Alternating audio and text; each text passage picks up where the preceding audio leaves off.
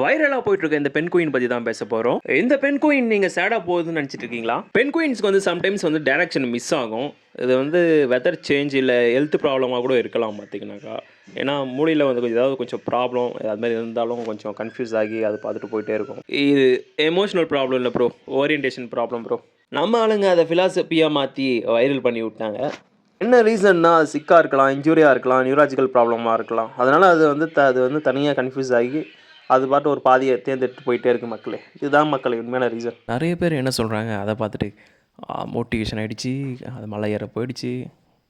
YouTube, Instagram, Facebook எது தள்ளினாலும் பார்த்தீங்கன்னாக்கா இதுதான் பார்த்தீங்கன்னா ட்ரெண்டாக இருக்குது. ஆனால் ரீசனே இது தான் பார்த்தீங்கன்னா அது தெரியாமல் அதுக்கு ஒரு சோக சாங்கு, அதுக்கு ஒரு மோட்டிவேஷ்னல் சாங்கு, ஒரு லவ் ஃபெயிலியர் சாங்கு, அதை கண்டென்ட்டாக மீம்ஸாக மாற்றி எங்கே பார்த்தாலும் அதுவே போட்டுட்ருக்காங்க மக்களே. ரொம்ப வெறுத்துட்டேன் மக்களே.